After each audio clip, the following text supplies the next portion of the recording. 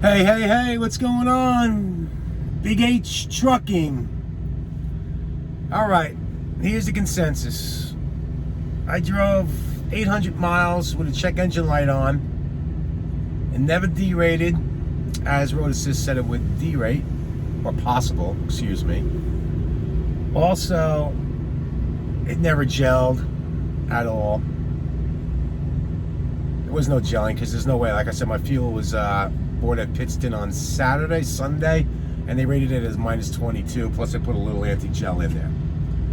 So I get it back, and I ask Road Assist, okay, what's going on? I'm going to bring this to Peterbilt. No, don't bring it to Peterbilt. It's just a fuel filter. I simply wrote back, it's impossible that it's a fuel filter because I changed it 3 weeks ago. Can you double check the code for me? So apparently, they got with Van, who's the Peterbilt rep for Prime, and Van said, nope, it's got to go to Peterbilt. There's a code. It's a fuel valve mixture thing or another. So basically, at the end of the day, I've got to bring it back to Peterbilt, bring it back to the one in the Poconos, Hunter Peterbilt, and once again, get it serviced. So, thankfully, I got to drop it at my 90. I got to get back to Pittston. My car was parked, if you guys know Pittston, where you bring the trucks in and they go out, inbound, outbound on the plaza. And there was a 5-foot pile of snow in front of my car. So I had to chase down the guy from maintenance to go ahead and remove it. And after 2.5 hours, I finally found the guy and jumped in the truck with him, and we actually moved the pile of snow. So now I'm gonna jump in. Now I'm obviously in my truck, and what I'm gonna do now is head over to Hunter Peterbilt and drop it off. Now, Road Assist said there's gonna be a wait. I said, well, maybe you guys can use your weight and strength and get me to the front of the line.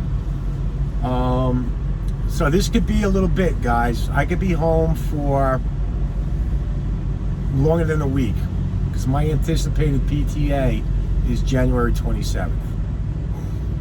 I am going, this is scheduled home time. I actually scheduled it for today. I had a hell of a week though, folks. I mean, probably the best week of my trucking career. It's north of, let me just tell you this, not exaggerating, but what I'm gonna do is I'm gonna do a snapshot of it, and hopefully I'm not wrong, but according to my calculations, if I get all the dates right, I'm north of $7,500 for the week with about 2,400 miles. So I was in this zone, real good zone, that I've never had that before, but I'm very happy. It's going to be a hell of a payday for me. And again, like I said, this is a scheduled home time. I'm hoping it's only a week, not 2-3 weeks. Last time it was 15 days. Then I had to bring it back again for a week. So we're going to keep our fingers crossed. Hopefully,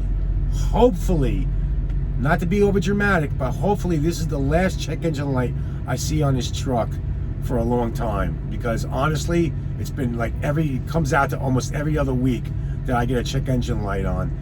The other side of the coin, folks, it's not Peterbilt. Remember, I know you guys are brand loyal to certain products. I love the way the Peterbilt drive. I would never exchange it for a Freightliner. The comfortability, the way it handles, the space, because I'm big. I'm almost 6'4". I'm probably 6'4". There's a lot of room in here for me, and to have that room and not feel claustrophobic means everything in the world to me. So it's got everything going for itself. These problems that are happening are based on electronics and DPF and a DEF system. It has nothing to do with the engine, transmission, and or axles or differentials. Nothing to do with it. So not every Peterbilt is incurring these situations, and I'm sure there's Freightliners that are incurring the same situations. So it wasn't too long ago I saw a Freightliner on the side of the road getting towed. Guess what? I never had to get towed. Not once. This truck got me to deliver my load without having to be repowered, and it got me back to where I needed to be in order to get it fixed, whether it was Springfield or whether it was back in Pittston.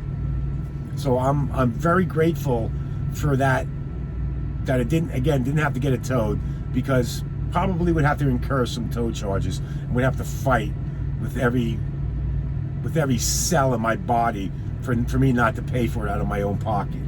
Now these are all warranty items, so again, I shouldn't be incurring if I did break down on the side of the road. But then again, I try to stay positive about this whole situation. At some point, all these sensors, whatever is going on, have to be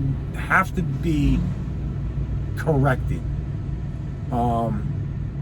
because I'm sure my maintenance record on this Peterbilt is starting to become a mile long, and Van's concerned about it. I mean, at least that's what it sounds like from Road Assist, that this truck is incurring what it's incurring week after week after week after week.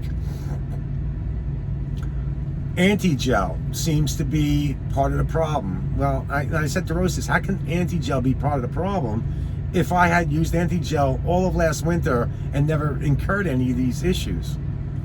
But maybe you're using too much. I mean, you know what? Stop. You're grasping at straws here. So whatever, it's going to go to Peterbilt. We're going to get it fixed. We're going to think positive. I'm going to come back in a week. My truck's going to be fixed. I'm going to go back out and make money. That's the bottom line. So I just want to give you a quick update.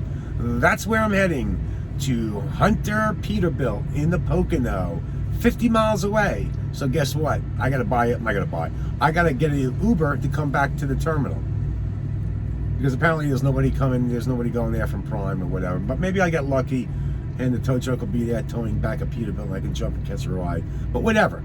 It's tax deduction, right? I'm a contractor, I'm 1099. This is part of my expense that I'm incurring a fee to get transported back from Peterbilt to Pittston.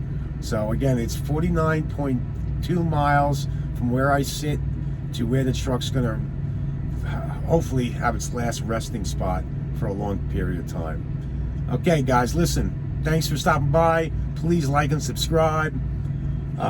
Stay safe, make good decisions, and get out of the truck and look around, so make sure you don't hurt the equipment. All right, have a great day.